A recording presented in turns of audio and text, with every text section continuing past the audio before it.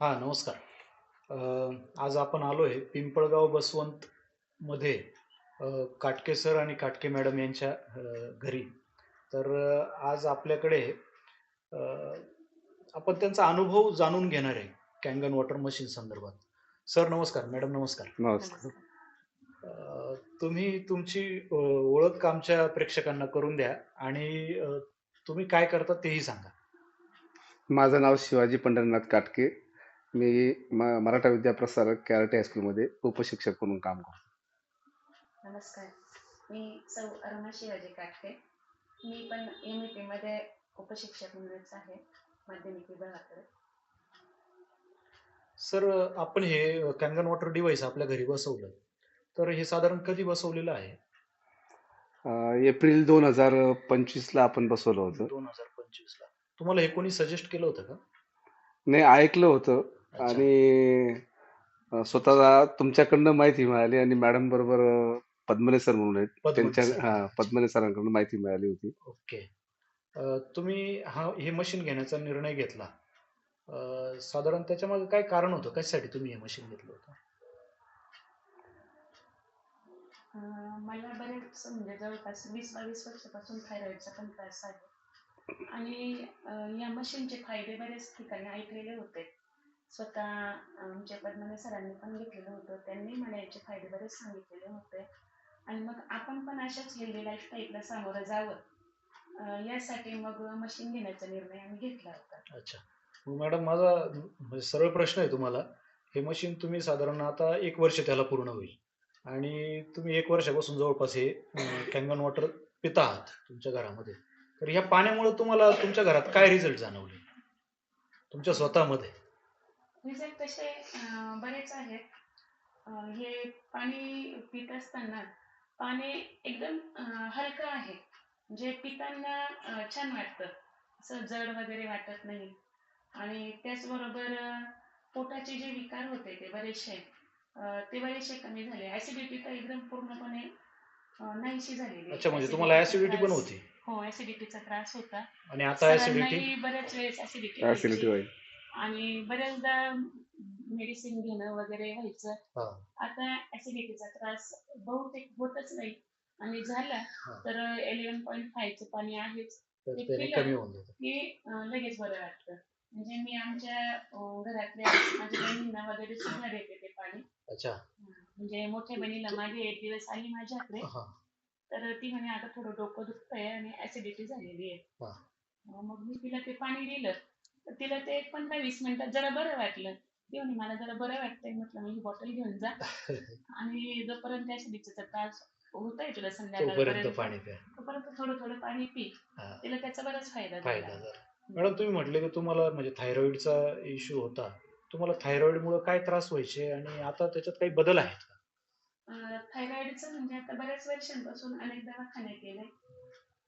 थोडंसं बरं वाटायचं. पुन्हा जे आहे तेच मेडिसिन घेतले की बरं वाटतं, नाही घेतले की पुन्हा पहिल्यासारखे त्रास व्हायचेच. पण आता मी हे तुम्हाला काय हातापायाला सूज वगैरे यायची का? पाणी प्यायला लागल्यापासून माझ्या जे हातांवर आणि बोटांवर कायम अशी इथे सूज राहायची.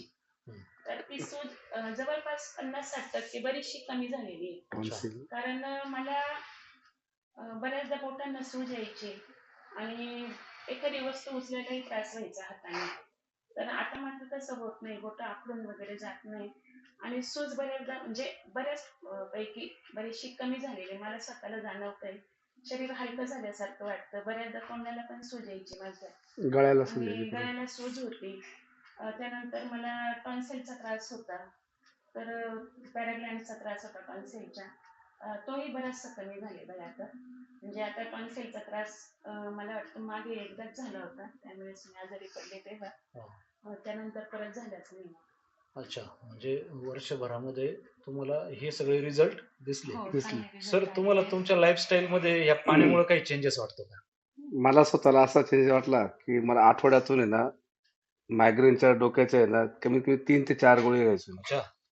पण मला डोकं दुखणं केव्हा बंद झालं मला समजलंच नाही. समजलंच नाही. वाह! माझी डोकेदुखीच गेली. जर बाय चान्स फार जास्त त्रास झाला तरच मला एखाद्या वेळेला टॅबलेट घेण्याची गरज येते. पण डोकेदुखी माझी केव्हा बंद झाली मला कळालंच नाही ते. अच्छा. आणि दुसरी गोष्ट म्हणजे शाळेमध्ये गेल्यानंतर लोक मला म्हणतात, आम्ही एवढे थकून जातो, काम करतो, आम्ही एवढं थकून जातो आणि त्याच्यामध्ये तुम्ही एवढे उत्साही का राहतात? उत्साही का राहतात? हा. उत्साही का राहतात? मी म्हटलं माझ्याकडे एनर्जी ड्रिंक आहे. एनर्जी ड्रिंक आहे. ते ओके. घेतल्यामुळे आहे ना, मी दिवसभर एकदम फ्रेश राहतो. वा, खूप छान. एकदम फ्रेश राहतो मी. म्हणजे तुमची वर्किंग कॅपॅसिटी वाढली. हो, हो. वा. म्हणजे एकंदरीत तुमच्या घरामध्ये हे सगळे रिझल्ट तुम्हाला दिसले. सर, मॅडम, तुम्ही कॅंगन वॉटरमुळे आनंदी आहात? हो, खूप आनंदी आहोत. आणि दुसरी गोष्ट, तुम्ही जो डेमो दिला त्याच्यातून एक एक गोष्टी समजून सांगितल्या आणि त्या समजून सांगितल्या, त्या प्रत्यक्ष बघितलं. जोपर्यंत प्रत्यक्ष आपण बघत नाही तोपर्यंत तोपर्यंत निर्णय आपण घेणार नाहीत. प्रत्यक्ष बघितलं तरच ते कळेल की या पाण्यामध्ये काय आहे. अगदी बरोबर सर. बरेच जण म्हणतात मॅडम का हे मशीन महाग आहे, आणि मग याच्याबद्दल तुम्ही आपल्या प्रेक्षकांना काय सांगू इच्छिता? खरोखर मशीन महाग आहे का काय? तसं बघितलं तर इतर जे आपले वॉटर प्युरिफायर आहेत त्या तुलनेत या मशीनची किंमत जास्त वाटते.